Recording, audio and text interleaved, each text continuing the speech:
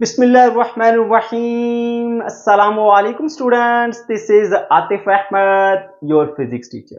प्यारे बच्चों, आज की इस वीडियो में हम डिस्कस करने जा रहे हैं simple harmonic motion of mass attach to spring system. और आज का हमारा टॉपिक एग्जाम के पॉइंट ऑफ व्यू से अगर देखा जाए तो बहुत ही इंपॉर्टेंट है। ये topic as a long question भी एग्जाम में आता है। इसके अलावा यहाँ से शॉर्ट क्वेश्चंस, कंसेप्चुअल क्वेश्चन भी आपको एग्जाम में दिए जा सकते हैं। ठीक है बेटा। और जो लॉन्ग क्वेश्चन आपसे पूछा जा सकता है वो इस तरह से दिया जाएगा। आपसे कहा जाएगा कि आप साबित करें कि जो mass attach to spring system की मोशन है ना, वो सिंपल हार्मोनिक मोशन है। साबित करें इस बात को। ठीक है। इसके अलावा यहाँ से जो शॉर्ट क्वेश्चन बन सकते हैं या कंसेप्चुअल क्वेश्चन बन सकते हैं वो मैं आपको साथ साथ गाइड करता रहूंगा कि कहाँ से किस तरह का क्वेश्चन एग्जाम में आपसे पूछा जा सकता है। ठीक है बच्चों।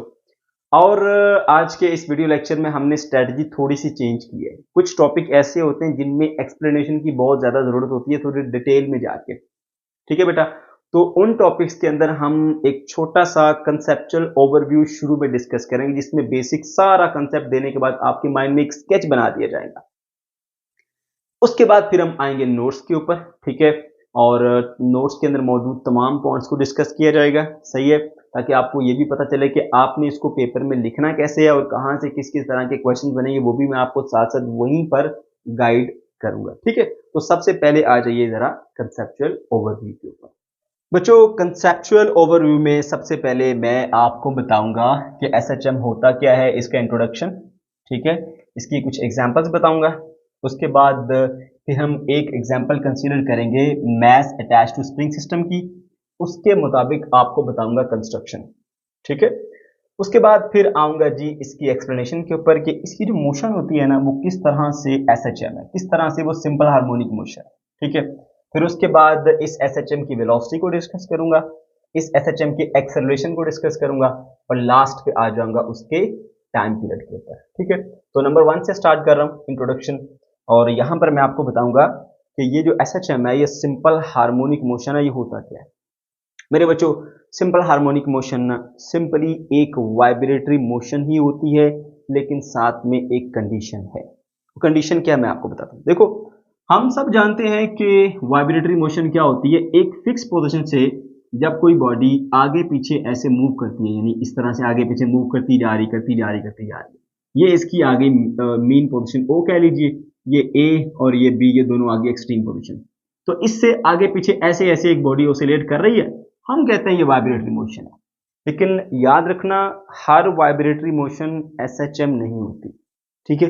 लेकिन अगर वो एक शर्त को पूरा कर दे, वो शर्त क्या है कि जो बॉडी यहाँ पे एक वाइब्रेटरी मोशन परफॉर्म कर रही है, उसके अंदर एक एक्सेलेरेशन होना चाहिए जो कि डायरेक्टली प्रोपोर्शनल हो displacement from the mean position के। ठीक है। देखो, ये मेन पोजीशन है ना, यहां से दूर जाता जा रहा है। ठीक है। ये है displacement from the mean position. अगर डिस्प्लेसमेंट थोड़ा है मेन पोजीशन से, एक्सेलेरेशन भी थोड़ा हो, ज्यादा दूर चला जाए, डिस्प्लेसमेंट ज्यादा हो गया मेन पोजीशन से, एक्सेलेरेशन भी ज्यादा हो, मैक्सिमम दूरी पर चला गया तो मैक्सिमम एक्सेलेरेशन हो, ये शर्त उसको पूरी करनी पड़ेगी। अगर वो ये शर्त पूरी करेगा तो फिर वो एसएचएम कहलाएगा, यानी सिंपल हार्मोनिक मोशन कहलाएगा, अदरवाइज नहीं। ठीक है। तो हम सिंपली ये बात याद रखेंगे कि सिंपल हार्मोनिक मोशन एक वाइब्रेटरी मोशन ही होती है, जिसमें एक बॉडी का जो एक्सेलरेशन होता है ना मेरे बच्चों, वो डायरेक्टली प्रोपोर्शनल होता है displacement from the mean position, जिसको मैंने यहां पर एक्स से शो किया। अभी आगे चल के डिटेल में बताऊंगा, अभी सिर्फ पहला पॉइंट बता रहा हूं आपको। ठीक है। इनिशियली तो इसको हम कहेंगे, ये कंडीशन अगर पूरी करेगा तो हम कहेंगे कि ये एसएचएम है। और एक चीज और कि इसमें जो एक्सेलरेशन की डायरेक्शन होनी चाहिए ना, वो हमेशा टुवर्ड्स द मेन पोजीशन होनी चाहिए। यानी कि किसी भी पॉइंट के ऊपर बॉडी इस वक्त मौजूद है, चाहे वो यहां पर मौजूद है चाहे वो यहां पर मौजूद है, उसमें जो एक्सेलरेशन है ना, वो टुवर्ड्स द मेन पोजीशन ही होना चाहिए, ऐसे। ठीक है। तो ये बातें अगर पूरी कर देती है कोई बॉडी की वाइब्रेटरी मोशन, तो हम कहेंगे कि ये सिंपल हार्मोनिक मोशन है। समझ गए। तो सिंपली वाइब्रेटरी मोशन है जिसमें बॉडी का acceleration directly proportional to displacement होगा और एक्सेलेरेशन की direction toward the mean position होगी। Now it is clear. तो हमारा पहला पॉइंट ओके हो गया जी, हमने सीख लिया कि क्या होता है जी हमारे पास एसएचएम। ठीक है। एग्जांपल्स की बात करें रियल लाइफ से, तो एक तो भैया आपका ये सिस्टम ही देख लो आप, ठीक है।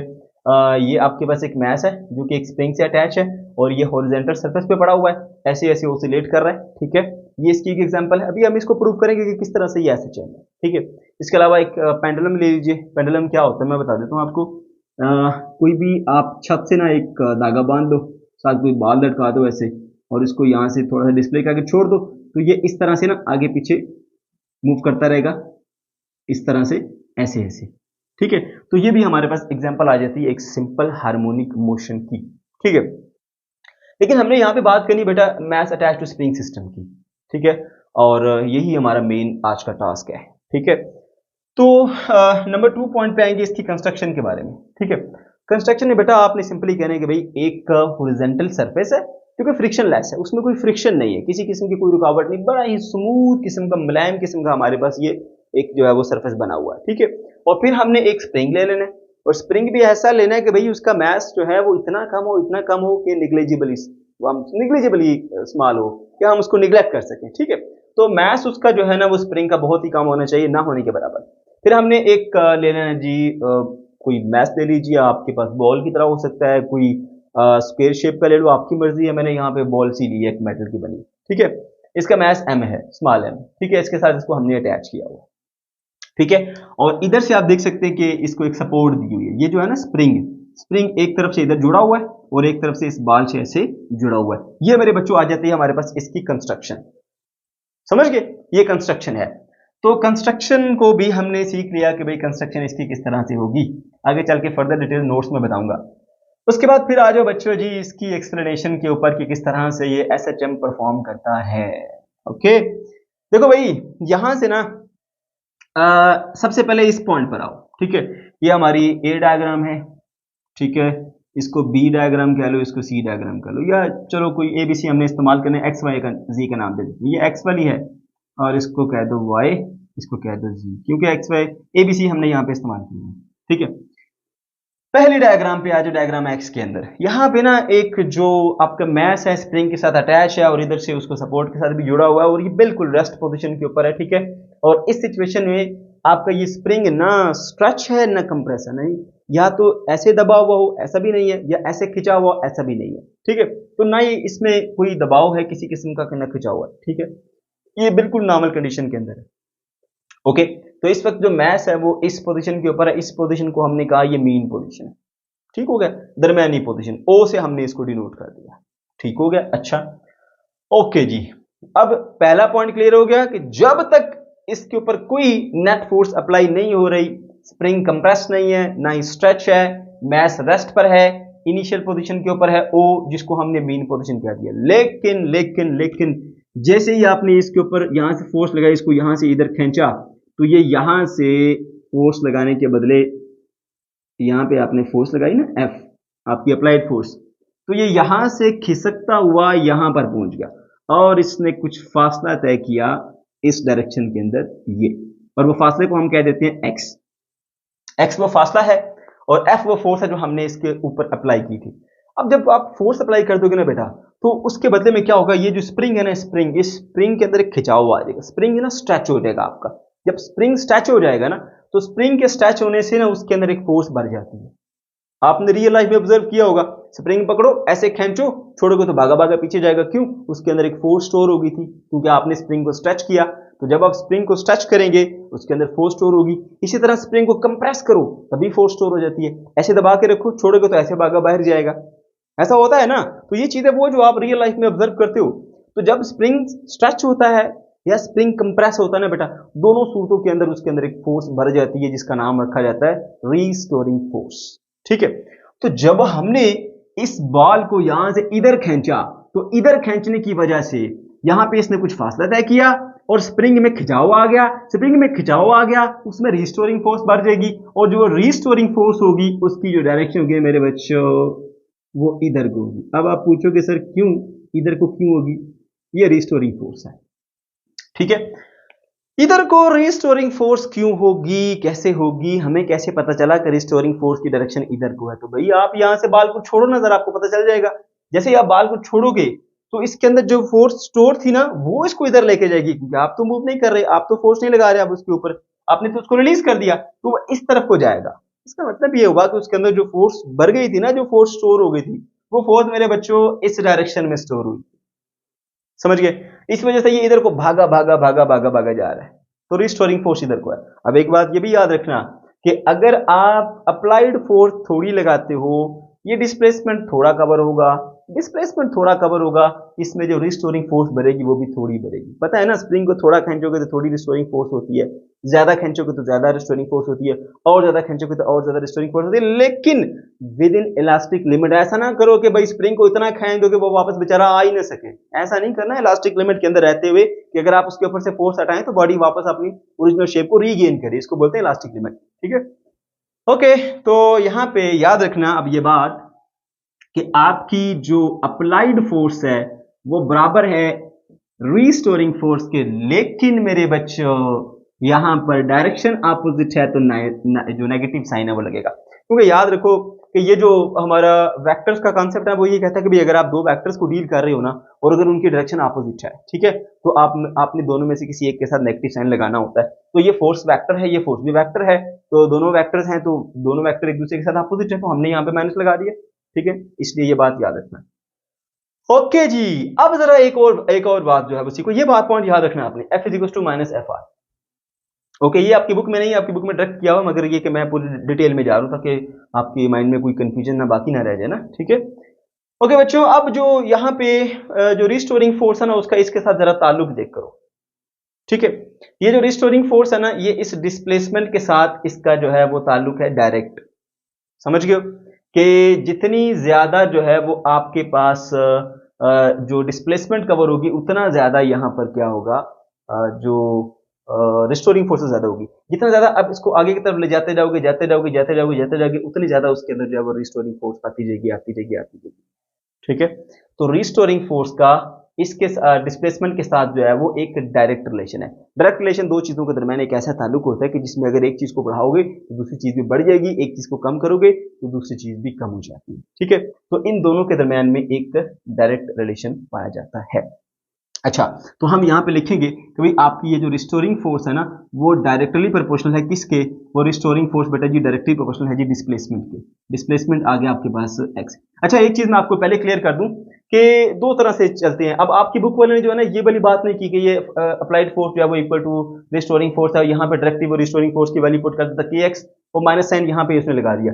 मगर आपकी बुक वाले ने ऐसा नहीं किया। आप चाहो तो बुक के मुताबिक भी चल सकते हो, इसको बेशक आप मत लिखो, आप इसी के ऊपर आ जाओ। यहां से भी ये माइनस वाला कंसेप्ट लेके हम आ सकते हैं कि देखो ये डिस्प्लेसमेंट जो है वो इधर को कवर हुआ और जो रिस्टोरिंग फोर्स है वो इधर को आई है, तो दोनों एक दूसरे के साथ क्या है, अपोजिट। ये भी तो एक वेक्टर है, ये भी एक वेक्टर है। ठीक है, तो जब दोनों एक दूसरे के इक्वल अपोजिट है, ठीक है, तो हम क्या कहेंगे कि ये दोनों वेक्टर हैं और एक दूसरे के साथ अपोजिट हैं, तो इसलिए इनके किसी एक के साथ हम नेगेटिव साइन लगाएंगे। अब ये जो आपके पास फोर्स है ना, ठीक है, यहाँ पे इसके साथ वेक्टर का निशान लगा दो। ये डिस्प्लेसमेंट, ये भी हमारे पास एक वेक्टर है। डिस्प्लेसमेंट इधर को कवर हुआ और जो रिस्टोरिंग फोर्स है वो इधर को कवर हुआ। ठीक है, और ये जो दोनों है ना, इनका आपस में क्या रिलेशन है, इन दोनों का आपस में रिलेशन है हमारे पास क्या बेटा, डायरेक्ट रिलेशन। ठीक है, अच्छा, तो अब जब भी आपके पास फिजिक्स में इस तरह का रिलेशन आता है तो आप क्या करते हो, इक्वल लगाते हो और कांस्टेंट पे आ जाते हो और साथ में आ जाते हो एक्स पे, एफ इज इक्वल टू के एक्स। लेकिन क्योंकि यहाँ पे जो रिस्टोरिंग फोर्स है और जो डिस्प्लेसमेंट है वो दोनों एक दूसरे के साथ अपोजिट हैं और दोनों वेक्टर हैं, इसलिए आप यहाँ पर माइनस का टर्म यूज करते हैं। मैंने बताया दो तरह से यूज होते हैं। ठीक है, कुछ लोग जो है वो ऊपर अप्लाइड फोर्स और रिस्टोरिंग फोर्स में माइनस करके वहां उसमें जो है वो एफ आर की वैल्यू पुट कर देते हैं के एक्स। ठीक है, और कुछ लोग यहाँ पे लगाते हैं, दोनों ठीक है, जो आपका दिल करता है लगा लो। ठीक है, बुक के मुताबिक चलना है तो फिर बुक के मुताबिक यही करोगे कि फोर्स का इसके साथ डायरेक्ट रिलेशन है, प्रोपोर्शनलिटी के साइन रिमूव करोगे क्या आएगा, ठीक है, इक्वल और कांस्टेंट आता है ना, और साथ में नेगेटिव साइन लगाओगे। नेगेटिव साइन क्यों लगाया, reason force and displacement are opposite to each other. Displacement इधर को कवर हुआ, रिस्टोरिंग फोर्स इस डायरेक्शन में आई है। ठीक है, और इनका आपस में डायरेक्ट रिलेशन है, इसको बेटा हम हुक्स लॉ भी कहते हैं। ये वाला पॉइंट जो है ना, F is equal to minus K X, इसको अच्छे से माइंड में सेव रख लो, इसको हमने आगे भी इस्तेमाल करना है। ओके, अब जब हम इस बॉल को ऐसे रिलीज करेंगे तो इसमें ये जो रिस्टोरिंग फोर्स भर गई थी, ये रिस्टोरिंग फोर्स क्या करेगी, इसको इस तरफ को लेकर आएगी ऐसे। ठीक है, इधर को लेके, समझ गए हो, तो यहां से इधर आता रहेगा आता रहेगा आता रहेगा आता रहेगा। ठीक है, यहां इसकी वेलोसिटी जीरो थी, आहिस्ता आहिस्ता वेलोसिटी बढ़ती गई बढ़ती गई बढ़ती गई बढ़ती गई बढ़ती गई, यहां पे आके वो फुल तेज हो जाता है।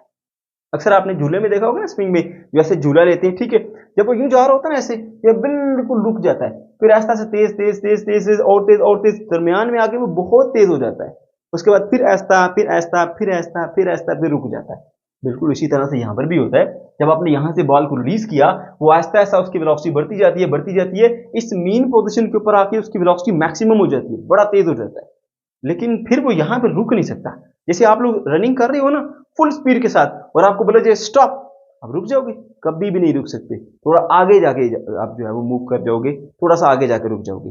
गाड़ी अगर फुल स्पीड पे जा रही है, अचानक ब्रेक लगाओ, रुक जाएगी? नहीं रुकेगी, वो स्लाइड कर जाएगी, ठीक है, आगे की तरफ खिसक जाएगी, लेकिन एट द पॉइंट जो है ना, वो जहां पे आप ब्रेक लगा के रोकना चाहते हो, रुकेगी नहीं। हाँ, अगर बहुत स्लो हो तो एक अलग बात है, तेज गाड़ी की बात करूं। अब क्योंकि ये बहुत तेज तेज मूव करता हुआ आ रहा है, मीन पोजीशन पे आया, रुका नहीं है, और वो यहां से आगे चला गया, ठीक है। लेकिन ये वाली जो मेन पोजीशन थी ना बेटा, अगर इससे इधर बॉल को लेके जाओगे तो स्प्रिंग जो है वो स्ट्रेच हुआ था, जिसकी वजह से रिस्टोरिंग फोर्स आएगी। लेकिन जब आप इधर से इधर इसको लेके आओगे ना, तो स्प्रिंग आपका दबेगा, कंप्रेस होगा, तो फिर उसमें रिस्टोरिंग फोर्स आ जाती है। अब यहाँ पे बॉल रुक नहीं सकी ड्यू टू इनर्शिया, ठीक है, तो फिर वो आगे बढ़ती जा रही है बढ़ती जा रही है, ऐसा ऐसा slow down slow down slow down slow down, यहाँ पे आकर रुक जाएगी, लेकिन रुक तो गई है, और साथ ही साथ इसने स्प्रिंग को कंप्रेस भी कर दिया है। जब स्प्रिंग को कंप्रेस कर देगी ना, तो स्प्रिंग को कंप्रेस करने से फिर मेरे बच्चे ये होगा कि यहाँ पे अगेन एक रिस्टोरिंग फोर्स आ जाएगी, ठीक है। जब यहाँ पे अगेन एक रिस्टोरिंग फोर्स आ जाएगी, तो फिर जो है वो रिस्टोरिंग फोर्स दोबारा से इस बॉडी को toward the mean position move कराने की कोशिश करेगी। जैसे एक स्प्रिंग को ये दबाते हैं ना, छोड़ेंगे तो वापस जाता है ऐसे, इसी तरह से यहाँ पर जो था, इस मीन पोजीशन से हमने इसको दबा के यहाँ तक ले आए, तो जब यहाँ पे छोड़ेंगे इसको, तो फिर ये वापस इसकी तरफ जाएगा, ऐसा ऐसा जीरो से वेलोसिटी बढ़ती रहेगी बढ़ती रहेगी बढ़ती रहेगी बढ़ती रहेगी, यहाँ पे आके मैक्सिमम हो जाएगा, फिर रुक नहीं सकेगा इनर्शिया की वजह से, फिर आगे निकल जाएगा। अब जब आगे जाएगा ऐसा ऐसा slow down slow down slow down slow down slow down zero, लेकिन अब क्या हो गया, स्प्रिंग फिर कंप्रेस हो गया। तो जब ये इस एक्सट्रीम पे आएगा, स्प्रिंग कंप्रेस हो जाएगा, रिस्टोरिंग फोर्स आ जाएगी, वापस भेजेगा। जब वो इस एंड पे आएगा, स्प्रिंग जो है वो हमारे पास जो है, नहीं सॉरी, यहाँ पे स्टैच हुआ फैला था, यहाँ पे कंप्रेस होगा, ठीक है, ये देखो फैला और इधर सुकड़ा, तो यहाँ पे आएगा स्ट्रेच, यहाँ पे आएगा कंप्रेस, तो फिर से वापस भेजेगा उसको मीन पोजीशन की तरफ। तो इस तरह से ना ये मीन पोजीशन से आगे पीछे ऐसे ऐसे ऐसे ऐसे ऑसिलेट करता रहेगा। लेकिन ऑसिलेशन इस चीज की शर्त नहीं है कि ये एसएचएम है। एसएचएम के लिए एक और शरायत है, क्या?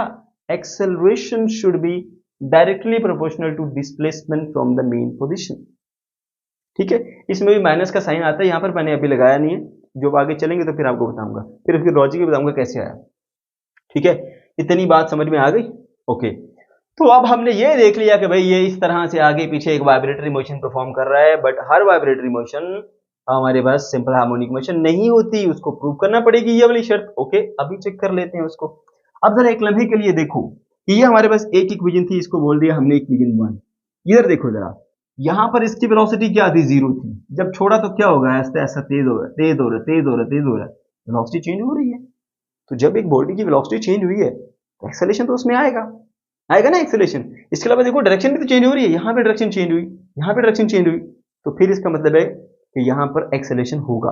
अब वो एक्सेलरेशन आपने कैलकुलेट करना है। एक्सेलरेशन कैसे कैलकुलेट करते हैं? हम जानते हैं न्यूटन सेकंड लॉ का फार्मूला था एक, F is equal to ma, ठीक है। अब ये वैल्यू उठा के ना आप इसके अंदर यहाँ पे पुट कर दो, यहाँ पे या मैं पुट करूंगा ma is equal to minus K X, ठीक है।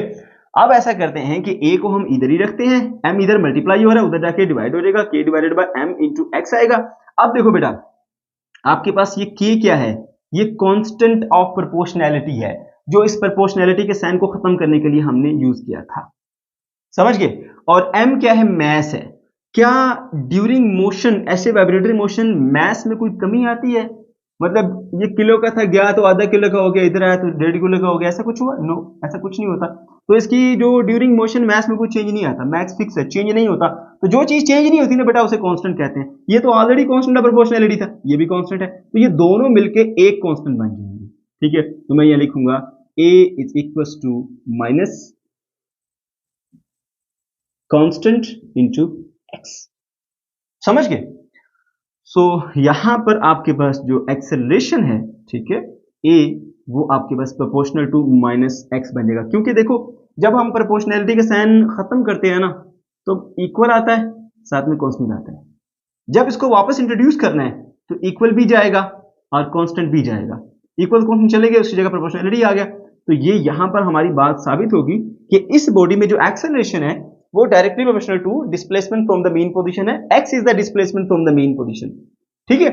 और जो नेगेटिव साइन है वो फिर अगेन वही बात शो करे, जैसे यहाँ पे जो फोर्स थी और जो डिस्प्लेसमेंट है वो ऑपोजिट है, इसी तरह से जो एक्सेलरेशन है वो भी ऑपोजिट टू द डिस्प्लेसमेंट है। क्यों? क्योंकि आपने सुना होगा जहां फोर्स वहां एक्सेलरेशन, ठीक है। मैं वो HBL वाली ऐड देता हूँ ना, आपको अक्सर याद कराता रहता हूँ ताकि आप लोग कोई चीज भूले ना, ठीक है। जहां खाब वहां HBL, इसी तरह से यहाँ पे क्या है, जहां फोर्स वहां एक्सेलरेशन। और भाई जिस डायरेक्शन में फोर्स लगाओगे उसी डायरेक्शन में आपका एक्सेलरेशन भी होगा। नेट फोर्स की डायरेक्शन में एक्सेलरेशन होता है। अब इधर को नेट फोर्स है, इधर को एक्सेलरेशन, उधर को नेट फोर्स है, उधर को एक्सेलरेशन। तो जो फोर्स की डायरेक्शन वही एक्सेलरेशन की डायरेक्शन।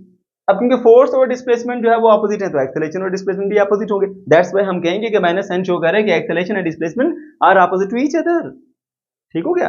ओके, अच्छा जी। तो ये चीज हमने यहाँ पे डिस्कस कर ली और मैंने बता दिया भाई किस तरह से आपकी ये जो बॉडी है वो वाकई ही SHM है।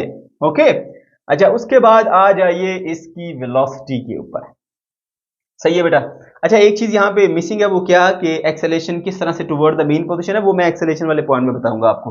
फिर यहाँ पे आओ वापस इसके अंदर, अब क्या है जी, वेलोसिटी ऑफ द SHM। इसकी वेलोसिटी कैसी होती है भाई, जब ये एक्सट्रीम पोजीशन पे होता है ना, यहाँ पे आपने ऐसे रोक के रखा हुआ, रुका हुआ है, zero velocity, so v is equal to zero, ठीक है। छोड़ा ऐसा ऐसा वेलोसिटी बढ़ती जा रही है, बढ़ती जा रही है, बढ़ती जा रही है, बढ़ती जा रही है, यहाँ पे आके v मैक्स, मैक्सिमम वेलोसिटी, ठीक है। फिर क्या है, जब यहां से आगे जाएगा slow slow slow slow slow slow, यहां पे आगे अगेन जीरो। फिर इसके अंदर एक फोर्स रिस्टोरिंग फोर्स आ चुकी है, फिर वापस भेजेगी इसको, फिर यहां से जाता हुआ ऐसा ऐसा तेज तेज तेज तेज तेज मैक्सिमम वेलोसिटी, फिर कम कम कम कम कम जीरो। तो इस तरह से जब वो अपनी एक्सट्रीम पोजीशंस के ऊपर होता है, तो एक्सट्रीम पोजीशंस के ऊपर इसकी जो वेलोसिटी होती है वो जीरो होती है, और मेन पोजीशन के ऊपर जो वेलोसिटी होती है वो हमारे पास मैक्सिमम होती है। ये पॉइंट भी क्लियर हो गया। और उसके बाद क्या है जी, देखो हाँ डायरेक्शन की बात कर लूं तो यहाँ पे जो है वो यहाँ से देखिए बॉडी जब इधर को मूव कर रही है तो उसकी डायरेक्शन आप आसानी से आइडेंटिफाई कर सकते हैं कि इस डायरेक्शन के अंदर बॉडी मूव करती हुई जा रही है, ठीक है। ओके, वो वेलोसिटी की डायरेक्शन तो मेरे ख्याल से कोई प्रॉब्लम नहीं है, वो तो जिधर बॉडी मूव कर रही है वही उसकी डायरेक्शन होती है, उसके लिए कोई प्रॉब्लम नहीं है। एक्सेलरेशन ऑफ द SHM, ये भाई आ गई अब हमारे पास थोड़ी सी समझने वाली बात, ठीक है। एक मार्क लगाने लगा था, पहले इसको डिस्कस करते हैं फिर लगाते हैं। एक्सेलरेशन, एक्सेलरेशन कहते हैं मेरे बच्चों चेंज इन वेलोसिटी, ठीक है। ओके जी, अब यहां पे मैंने बताया था कि आपको वेलोसिटी यहां जीरो होती है, इधर वेलोसिटी जीरो होती है, इधर वेलोसिटी मैक्सिमम है। लेकिन जो एक्सेलरेशन है ना, एक्सेलरेशन वो यहां पर मैक्स होता है, और एक्सेलरेशन यहां पर मैक्स होता है, और एक्सेलरेशन यहां पे जीरो होता है। उलट वेलोसिटी के, वेलोसिटी होती है एक्सट्रीम पोजीशन के ऊपर जीरो और मीन पोजीशन के ऊपर मैक्सिमम। एक्सेलरेशन होता है एक्सट्रीम पोजीशन के ऊपर मैक्सिमम और मीन पोजीशन के ऊपर जीरो, ठीक है। अब उसकी वजह बताता हूं कि भाई ऐसा क्यों होता है, और बहुत सारे बच्चे हमारे इस पॉइंट पे आके थोड़ा कंफ्यूज हो जाते हैं। इधर देखो यहाँ पे वेलोसिटी जीरो है, एक्सेलरेशन मैक्सिमम बता रहे हो, यहाँ वेलोसिटी मैक्सिमम है, एक्सेलरेशन जीरो बता रहे हो आप, ठीक है। तो यहाँ भी देखो आप यही काम कर रहे हो, ऐसा क्यों होता है? तो आपने मेरे बच्चों न्यूटन का सेकंड लॉ तो पढ़ रखा है। वो क्या कहता है, वो कहता है कि भाई एक्सेलरेशन का जो मैग्नीट्यूड है वो डायरेक्टली प्रोपोर्शनल है किसके, फोर्स के, ठीक है। जितनी ज्यादा फोर्स होगी उतना ज्यादा एक्सेलरेशन होगा, जितनी कम फोर्स होगी उतना कम एक्सेलरेशन होगा। अब एक लम्हे के लिए जरा सोचो कि एक्सट्रीम पोजीशन के ऊपर एक्सेलरेशन क्यों जरूरी है। देखो ये है मेन पोजीशन, ठीक है, ये मेन पोजीशन। मेन पोजीशन से जब फासला बढ़ता है, ठीक है, तो ये फासला बढ़ने से इस स्प्रिंग के अंदर रिस्टोरिंग फोर्स बढ़ती है। ये देखो ना जरा, displacement is proportional to the force, तो इसके अंदर स्टोर होने वाली जो फोर्स है वो रिस्टोरिंग फोर्स है, ठीक है। तो रिस्टोरिंग फोर्स जो है मेरे बच्चों, वो रिस्टोरिंग फोर्स और जो डिस्प्लेसमेंट है उनका आपस में डायरेक्ट रिलेशन है। आप मीन पोजीशन के ऊपर खड़े हैं, आपका डिस्प्लेसमेंट है ही नहीं, जीरो डिस्प्लेसमेंट है। अगर जीरो डिस्प्लेसमेंट है तो बॉडी के अंदर रिस्टोरिंग फोर्स इस कंडीशन में नहीं होती। अगर बॉडी में नेट फोर्स नहीं है तो एक्सेलरेशन भी नहीं होगा, that's why acceleration is zero. अब जैसे जैसे आप दूर जाते जा रहे हो, डिस्प्लेसमेंट बढ़ाते जा रहे हो, डिस्प्लेसमेंट बढ़ने से क्या हो रहा है, रिस्टोरिंग फोर्स बढ़ रही है। रिस्टोरिंग फोर्स बढ़ने से क्या होगा, एक्सेलरेशन, क्योंकि एक्सेलरेशन का ताल्लुक तो फोर्स के साथ है ना। तो जैसे जैसे आप दूर जाते जा रहे हो, दूर जाते जा रहे हो, फासला बढ़ता जा रहा है, बढ़ता जा रहा है, बढ़ता जा रहा है, बढ़ता जा रहा है, मैक्सिमम पे आ गए। जब आप मैक्सिमम फासले के ऊपर आ गए हो तो भाई इस वक्त बॉडी के अंदर जो रिस्टोरिंग फोर्स है वो मैक्सिमम है, और एक्सेलरेशन किसके प्रोपोर्शनल होता है, फोर्स के, है ना। तो जब यहां पर थे आप मैक्सिमम दूरी के ऊपर, तो यहां पर मैक्सिमम दूरी के ऊपर आने के बाद जो एक्सेलरेशन होगा बेटा वो आपके पास क्या होगा, मैक्सिमम होगा, ठीक है। क्योंकि मैक्सिमम दूरी पर मैक्सिमम रिस्टोरिंग फोर्स होती है। ज्यादा रिस्टोरिंग फोर्स होगी तो ज्यादा एक्सेलरेशन। तो याद रख लीजिए इस पॉइंट को मेरे बच्चों कि अगर जो है वो आपका displacement from the mean position बढ़ेगा तो उसके बढ़ने से जो फोर्स है वो फोर्स बढ़ेगी, फोर्स बढ़ेगी तो एक्सेलरेशन बढ़ेगा। ठीक है, क्योंकि एक्सेलरेशन का ताल्लुक डायरेक्ट होता है फोर्स के साथ, ठीक है ना। इसलिए यहां पर कहा गया कि x is directly related to acceleration. ये देखिए ये रिलेशन भी आपको यही कह रहे हैं कि एक्सेलरेशन का जो ताल्लुक है ना वो displacement from the mean position के साथ है। जितना दूर लेके जाओगे उतना ज्यादा एक्सेलरेशन। दैट्स व्हाई यहां पर जो एक्सेलरेशन है ना मेरे बच्चों वो मैक्सिमम होता है एट द एक्सट्रीम पोजीशन और मिनिमम यानी जीरो होता है at the mean position. Extreme पे मैक्सिमम और मीन पे जीरो। ठीक है, बोलते हुए कहीं गड़बड़ कर जाता हूं। ओके जी, आगे चलते हैं। उसके बाद आते हैं जी लास्ट पॉइंट के ऊपर इसके, और वो है मेरे बच्चों कि एक्सेलरेशन की डायरेक्शन किस तरह से टुवर्ड द मीन पोजीशन होती है। ये समझना होगी। वेलोसिटी तो भाई सीधी सीधी बात है, इधर बॉडी मूव करी तो इधर को ही है। अब जरा समझो मेरे बच्चों, यहां से इस बॉल ने मूव करना शुरू किया इधर को। ठीक है, ये किसकी डायरेक्शन आ गई, हमारे पास डायरेक्शन आ गई वेलोसिटी। ओके हो गया, ठीक है। यहां वेलोसिटी क्या थी, v इज इक्वल टू 0। यहां वेलोसिटी क्या है, इट इज मैक्सिमम। ठीक है, अब जरा सोचो कि वेलोसिटी 0 से मैक्सिमम पर गई है, जब आप यहां से यहां आ रहे हैं तो इस दौरान क्या है, मुसलसल आपकी वेलोसिटी क्या हो रही है, बढ़ती जा रही है, बढ़ती जा रही है, बढ़ती जा रही है, बढ़ती बढ़ती बढ़ती बढ़ती बढ़ती मैक्सिमम। शुरू कहां से किया, 0 से। जो अब आए मीन पोजीशन के ऊपर तो मैक्सिमम वेलोसिटी होगी। तो इस पूरे रास्ते में वेलोसिटी बढ़ती जा रही है। अगर वेलोसिटी बढ़ती जा रही है, ठीक है, तो इसका मतलब है यहां पे एक्सेलरेशन आएगा। और याद रखना, अगर किसी ऑब्जेक्ट की वेलोसिटी इंक्रीज हो जाए तो उसमें acceleration in the direction of velocity होता है। मतलब एक्सेलरेशन जो है वो in the direction of velocity होगा। In the direction of velocity का मतलब क्या है, टुवर्ड द मीन पोजीशन। ये आपका ओ की जानी। बता दो क्यों, चलो वो भी बता देता हूं। देखो ये आ गया हमारा ग्राउंड और ये आ गया उसके ऊपर एक फुटबॉल ऐसे।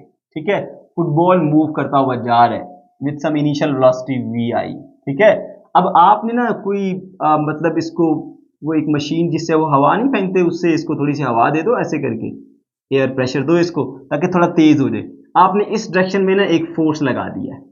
ठीक है, तो फोर्स लगाने से क्या होगा, अब ये तेज हो जाएगा। इसकी जो वेलोसिटी है ना वो वी एफ बढ़ गई, नई वेलोसिटी का नाम वी एफ रख दिया। वेलोसिटी चेंज होगी, एक्सेलरेशन आ गया। एक्सेलरेशन की डायरेक्शन क्या होगी, ठीक है। न्यूटन जी ने कहा था कि जो एक्सेलरेशन है वो directly proportional to the force होता है और उसकी जो डायरेक्शन होती है वो in the direction of net force होती है।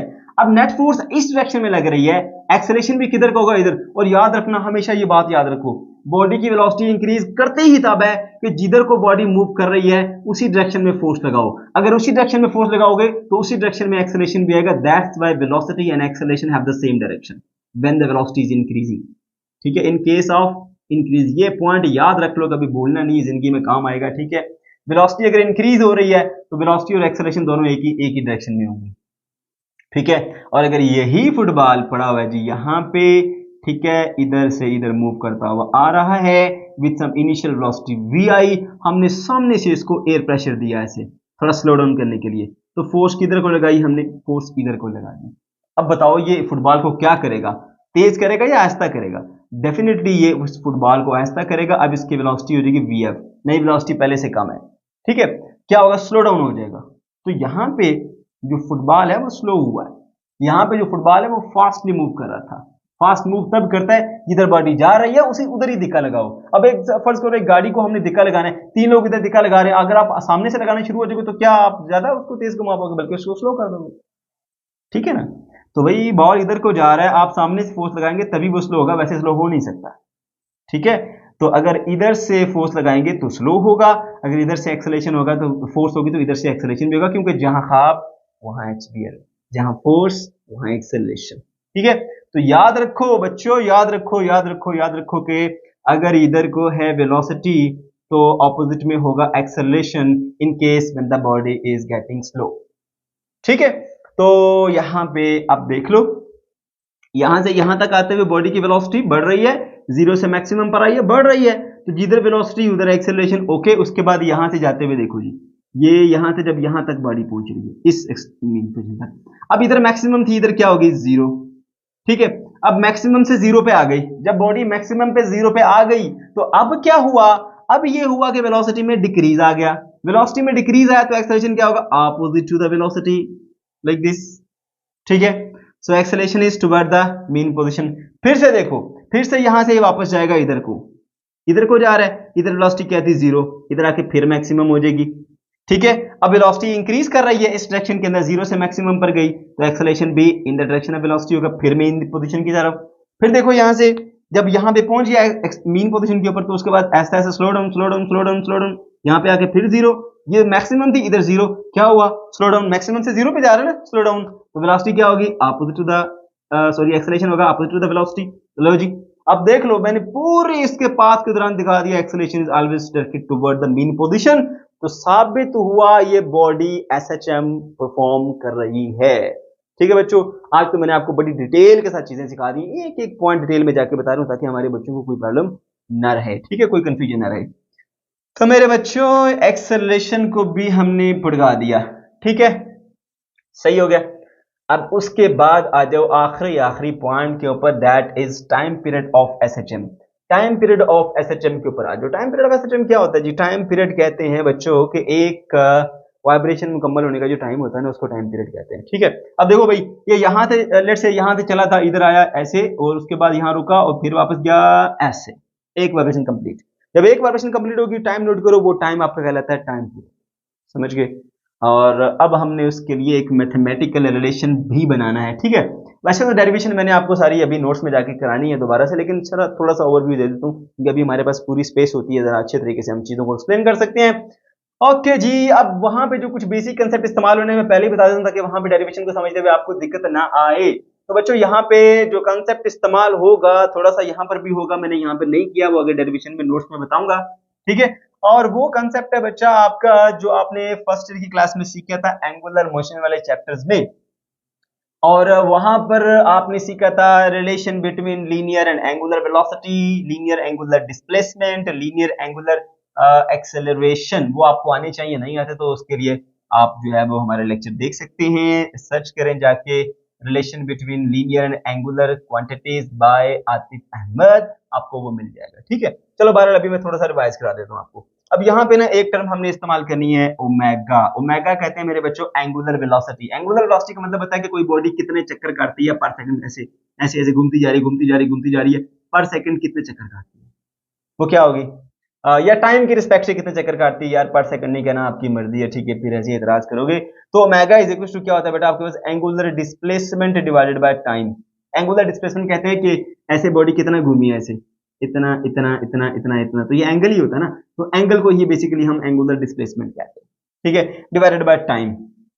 अच्छा, हमने ना एक चक्कर की बात की, यानी एक मुकम्मल चक्कर, यहां से इधर ऐसे और फिर वापस एक मुकम्मल चक्कर, और एक मुकम्मल चक्कर के लिए जो डिस्प्लेसमेंट होता है इसका एंगुलर डिस्प्लेसमेंट वो पूरा 2 पाई यानी 360 को 2 पाई कहते हैं ना, 2 पाई, ठीक है। और अगर एक चक्कर मुकम्मल करने में जो फासला तय हुआ एंगुलर डिस्प्लेसमेंट वो 2 पाई है, तो एक चक्कर मुकम्मल करने के टाइम को हम स्मॉल टी नहीं कहते हैं, उसको कैपिटल टी टाइम पीरियड कहते हैं इसे।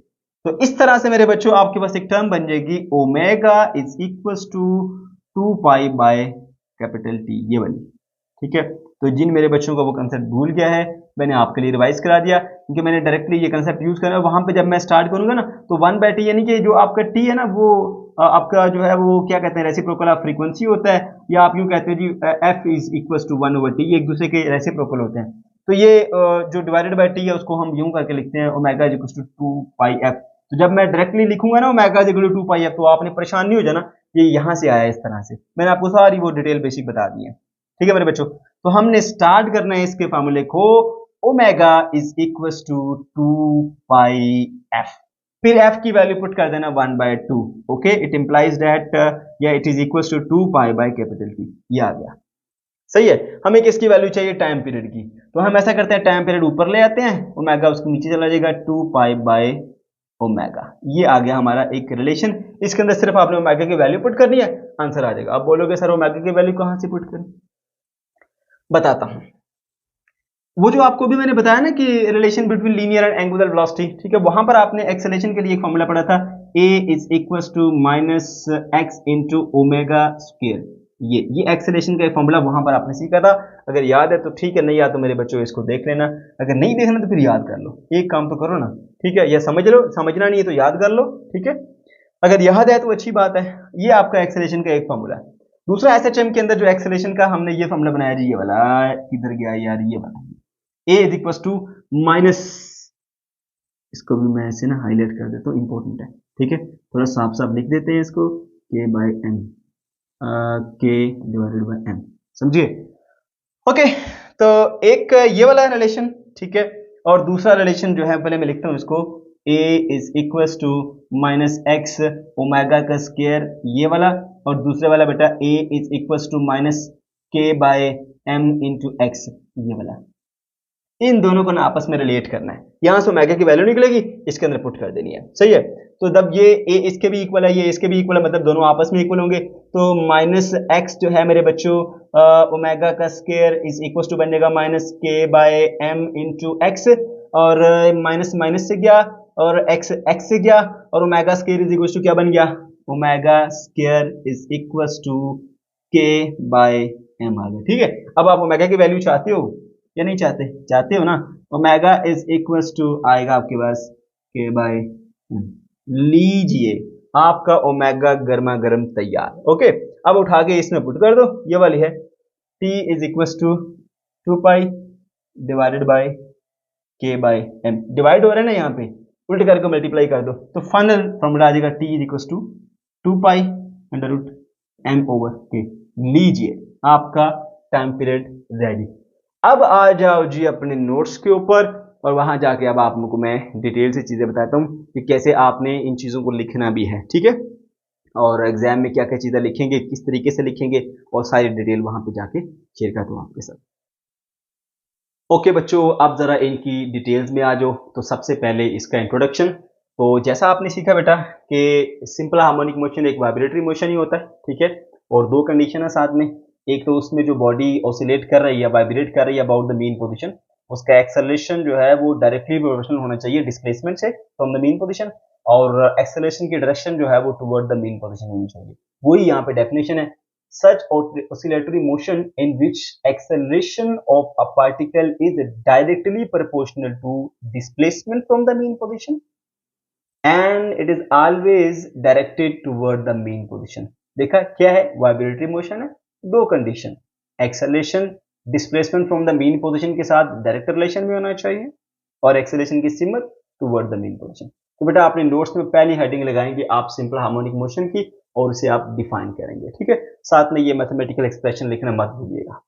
उसके बाद फिर आपने एग्जांपल्स पे आ जाना है। एग्जांपल्स आप कोई भी दे सकते हैं, बॉल एंड बाउल सिस्टम है, ठीक है, आपके पास एक बाउल है, उसमें एक बॉल रखी है, वो ऐसे ऐसे जो है वो ऑसिलेट कर रही है, ठीक है, आपके पास हार्मोनिक मोशन की एग्जांपल आ जाती है। इसके अलावा पेंडुलम की एग्जांपल दे सकते हैं, ठीक है, एक स्ट्रिंग के साथ बॉल अटैच कर दो, स्ट्रिंग को छत से बांधो और ऐसे ऐसे उसको ऑसिलेट कराते जाओ, तो ये भी हमारे पास सिंपल हार्मोनिक मोशन हो सकती है। इसके अलावा mass attach to spring system, ये भी इसकी एक एग्जांपल हो सकती है, और भी बहुत सारी हैं, मगर मैंने यहाँ पे सिर्फ दो लिखी हैं क्योंकि हमारे पास स्पेस कम होती है, ठीक है बेटा। नेक्स्ट हेडिंग आप लगाएंगे जी mass attach to spring system की, और उसके अंदर आप एक्सप्लेन करेंगे जो जो चीजें यहाँ पर आपने सीखी थी कंसेप्चुअल ओवरव्यू में।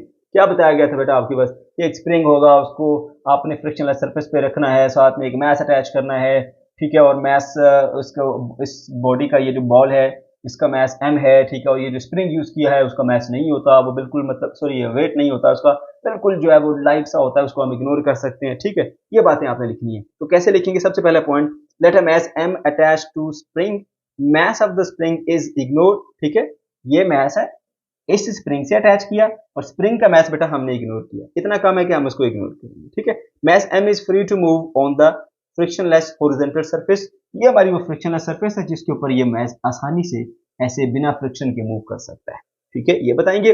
उसके बाद फिर आप आएंगे when there is no net force, जो मैंने पॉइंट बताया था, इस पोजीशन के ऊपर कोई इसके ऊपर नेट फोर्स अप्लाई नहीं हो रही, ये अपनी ओरिजिनल पोजीशन O के ऊपर है, इसको मीन पोजीशन कहते हैं। तो यहाँ पे बताएंगे when there is no net force, उसके ऊपर कोई नेट फोर्स अप्लाई नहीं हो रही, mass is at the equilibrium position, ये O इक्विलिब्रियम पोजीशन है बेटा, इसके ऊपर ये मैस आपका पड़ा हुआ है, ठीक है।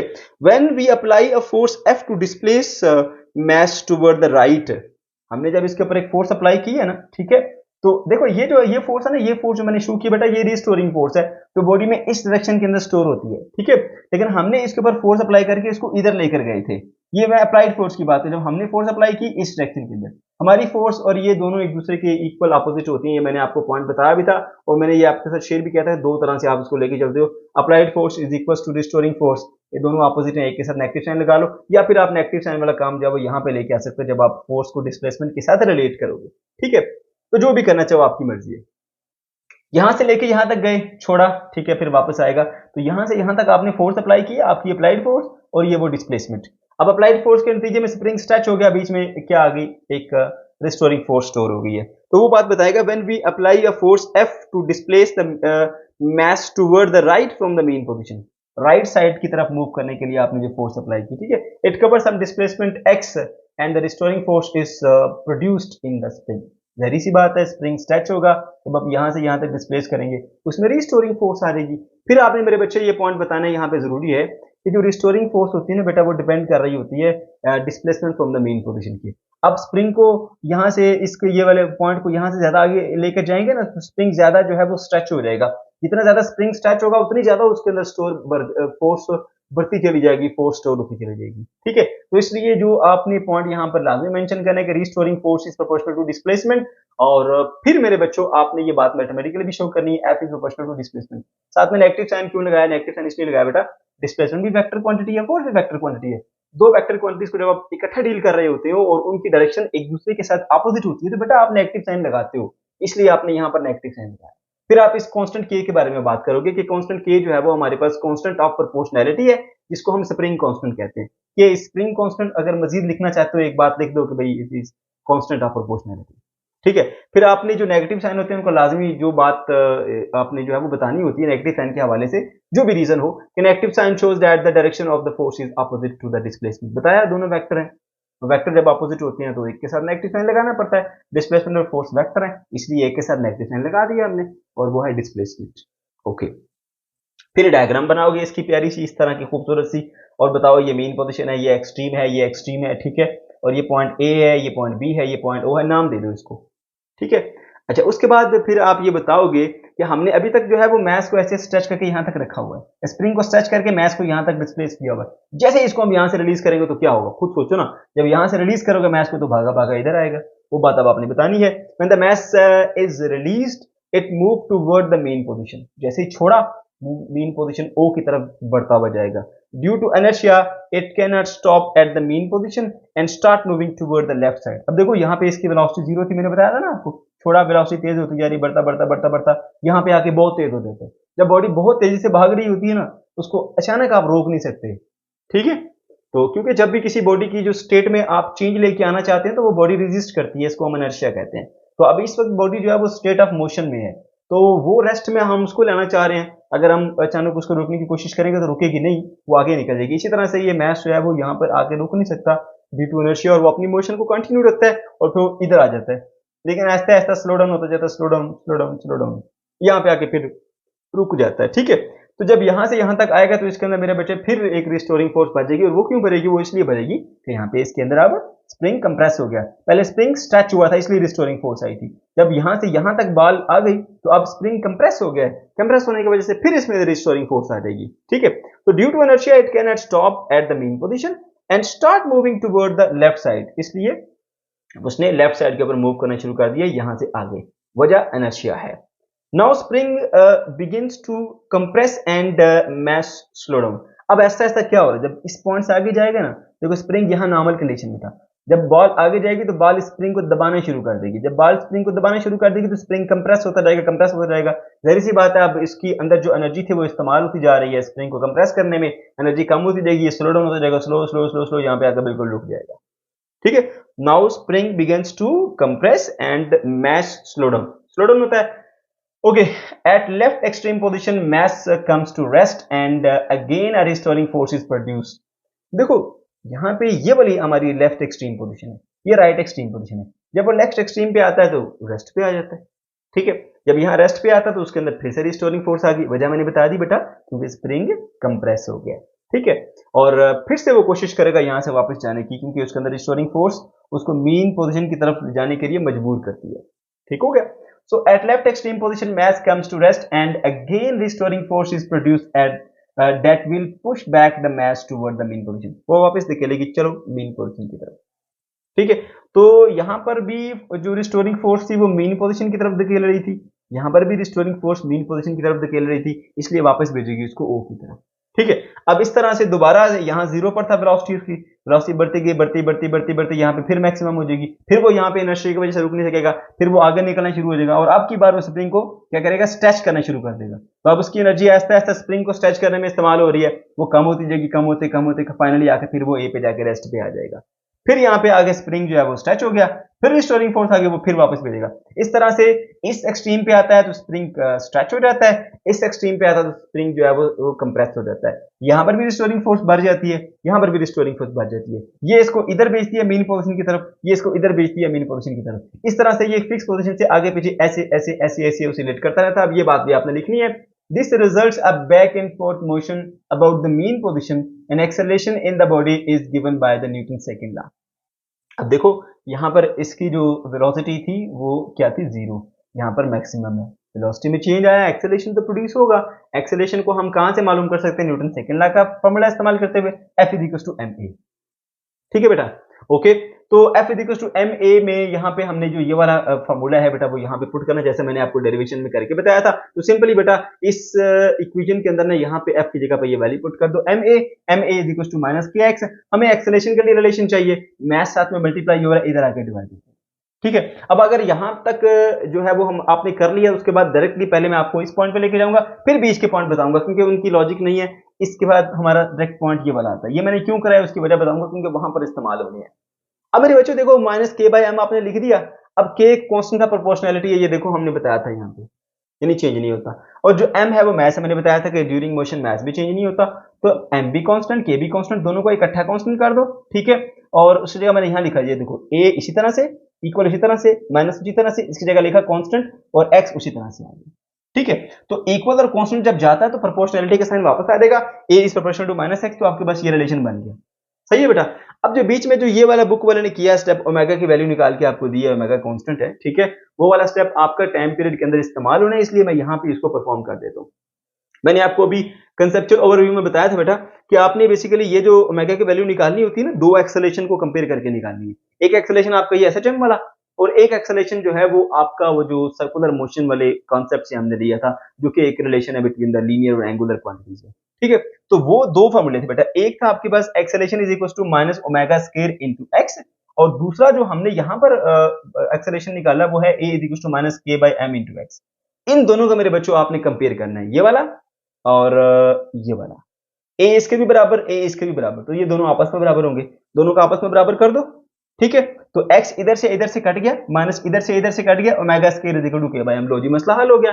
अब आपने क्या करना है, दोनों तरफ स्क्वायर रूट लेना है, ओमेगा की वैल्यू आ गई k/m, सॉरी, ठीक है। तो यहां तक आपने कर लिया तो आपका मेन पॉइंट कवर हो गया यहां तक, ठीक है। अच्छा, जो मैंने बात की थी कि आपने साबित करना है कि जो इसकी मोशन है वो सिंपल हार्मोनिक मोशन है mass attach to spring system की, तो मेरे बच्चों देखो ये कंडीशन थी उसके लिए। तो जब आपने ये कंडीशन वेरीफाई कर लेना mass attach to spring system के लिए, तो इसके बाद आप लिख सकते हैं कि एक्सेल जो आपके पास सिंपल हार्मोनिक मोशन है ना, ठीक है, उसके लिए ये शर्त होती है कि बॉडी वाइब्रेट करे और उसमें एक्सेलरेशन जो है वो directly proportional to displacement from the mean position हो, ठीक है। तो वो बात आपकी यहाँ पे साबित होगी। दूसरी बात मैंने आपको कंसेप्चुअल ओवरव्यू में बता दी है कि जो एक्सेलरेशन है ना उसकी direction toward the mean position होनी चाहिए, वो हमने डिस्कस कर ली, वो भी टुवर्ड द मेन पोजीशन थी, ठीक है। तो इसलिए हमारा जो है वो यहाँ पे प्रूव हो गया। तो आप रिजल्ट्स में लिखेंगे ये बातें, बाकायदा उसमें एक हेडिंग लगाइएगा रिजल्ट्स की और लिखिएगा वहां पे कि hence prove that acceleration is directly proportional to the displacement of the main position and acceleration is always directed toward the main position, so the motion of this mass attached to spring system is a simple harmonic motion, ठीक है। तो इंशाल्लाह फिर आपको इस long में full marks मिलेंगे। उसके बाद फिर थोड़ा सा वेलोसिटी के बारे में और एक्सेलरेशन के बारे में बता दूं कि वेलोसिटी कहाँ मैक्सिमम होती है, कहाँ मिनिमम होती है, ये भी हम डिटेल से डिस्कस कर चुके हैं। बस आपको यहाँ पे सिर्फ ये बता दूंगा, आपने बताना है कि भाई ये जो एक्सट्रीम पोजीशन है ना, ये वाला एक्सट्रीम और ये वाला एक्सट्रीम, एक्सट्रीम पोजीशंस के ऊपर जो वेलोसिटी होती है वो जीरो होती है, मीन पे मैक्सिमम होती है। एक्सेलरेशन इसके साथ अपोजिट होता है। एक्सेलरेशन मेरे बच्चों आपका एक्सट्रीम पोजीशंस के ऊपर जो है वो होता है आपकी बस क्या कहते हैं उसको, मैक्सिमम, और मीन पोजीशन पे जीरो। हाँ, अगर इसकी आप वजन लिखना चाहते हो, रीजन लिखना चाहते हो तो आपकी मर्जी, आप लिख सकते हो, मगर ना इस टॉपिक के हवाले से ये काफी है। फिर आज जो टाइम पीरियड के ऊपर मैंने बताया था, टाइम पीरियड वो टाइम होता है जो कि रिक्वायर्ड होता है जी एक वाइब्रेशन को मुकम्मल होने के लिए। तो इस एक वाइब्रेशन को कंप्लीट होने का जो टाइम होता है उसको हम बोलते हैं टाइम पीरियड, ठीक है। और टाइम पीरियड के फार्मूले को जो हम यहाँ पर डराइव करेंगे, तो डराइव करेंगे उसको इस कंसेप्ट से, इस फार्मूले से, जो कि आपने उसी एंगुलर मोशन वाले चैप्टर में पढ़ा था, omega is equal to 2 pi F. Conceptual overview में मैंने आपको बताया कि किस तरह से आपका ये फार्मूला आता है, यानी अगर आपको भूल भी गया है तो आप इस तरह से याद रख सकते हैं, बना सकते हैं। Omega is equal to 2 pi F होता है। एफ जो है मेरे बच्चों फ्रीक्वेंसी है। फ्रीक्वेंसी और टाइम पीरियड का आपस में एक इनवर्स रिलेशन होता है, F is equal to 1 over T. तो इस एफ की जगह पे भी लिखना पड़ेगा 1 ओवर टी। यहाँ पे आपने बताना है साथ में कि भाई आपके पास जो एफ है वो इक्वल्स टू 1 ओवर टी होता है। तो एफ की जगह पे 1 ओवर टी पुट कर दिया, तो ये आपके पास बन गया omega is equal to 2 pi और साथ में divided by T, T time period है, ठीक है बेटा। अच्छा, उसके बाद देखिए T is equal to 2 pi by omega आ गया। अब आपको यहाँ पे बेसिकली टी चाहिए था ना, इसी वजह से आपने टी को यहाँ ले आया, ओमेगा को नीचे लेके गई, तो T is equal to 2 pi by omega बन गया। अब आपने सिंपली यहाँ पे ओमेगा की वैल्यू पुट करनी है, जो कि यहाँ पर आपने ड्राइव किया, omega is equal to square root of K by M. ये वाली वैल्यू उठा के ओमेगा के यहाँ पुट कर दो। जब आपने ये वैल्यू यहाँ पर पुट कर दी है, ठीक है, तो आपका ये फॉर्मूला रेडी हो गया। जस्ट इसको थोड़ा सा सिंप्लीफाई कर लें। ये फ्रैक्शन है, उसके अंदर नीचे फिर स्क्वायर रूट में फ्रैक्शन है, तो ये उलट होकर मल्टीप्लाई हो जाएगी, ठीक है। ये इसके साथ 2 पाई के साथ ये डिवाइड हो रही थी ना, अब देखो 2 पाई के साथ मल्टीप्लाई हो रही है, लेकिन m ऊपर चला गया, k नीचे आ गया, m ओवर k। तो मेरे बच्चों ये आपके पास सिंपल सा आसान सा फॉर्मूला आ गया टाइम पीरियड का, t is equal to 2 pi square root of m over k, ठीक है। और उसके बाद फिर आ जाइए फ्रीक्वेंसी के ऊपर। फ्रीक्वेंसी क्योंकि टाइम पीरियड का रेसिप्रोकल होती है, तो आप इसी का उलट कर देंगे, तो t is equal to 1 over f, तो f is equal to 1 over t। तो ये f है, 1 ओवर t के बराबर होगा, तो ये 2 पाई था ना, 1 बाय 2 पाई हो गया। इसको फिर से उलट कर दो, k बाय m बन जाएगा, ठीक है बेटा। इसको उलट किया, इसको 1 बाय 2 कर दो, इसको k बाय m कर दो, ठीक है। तो ये आपके पास फ्रीक्वेंसी आ गई। तो जो आपका मैच अटैच स्प्रिंग सिस्टम है, उसके टाइम पीरियड के लिए ये रिलेशन है और उसकी फ्रीक्वेंसी के लिए हमारे पास ये रिलेशन है। तो प्यारे बच्चों, ये था हमारा आज का टॉपिक, और उम्मीद है आपको अच्छे से समझ आया होगा। अगर कोई कंफ्यूजन है या किसी किस्म का कोई प्रॉब्लम है, तो कमेंट सेक्शन के अंदर आप जरूर बता सकते हैं, और इस नए तरीके के बारे में अपनी राय का इजहार लाजमी कीजिएगा कि ये नया तरीका आपको कैसा लगा, जिसमें हम स्टार्ट में एक कंसेप्चुअल ओवरव्यू देते हैं, उसके बाद फिर हम उसकी जो नोट्स वाले डिटेल है उसके अंदर जाएंगे। अगर तो आपको अच्छा लगा, तो इंशाल्लाह जिन जिन टॉपिक्स के अंदर थोड़ी सी ज्यादा एक्सप्लेनेशन की जरूरत होती है, उन टॉपिक्स के अंदर हम इसी मेथड से पढ़ेंगे, ठीक है बेटा।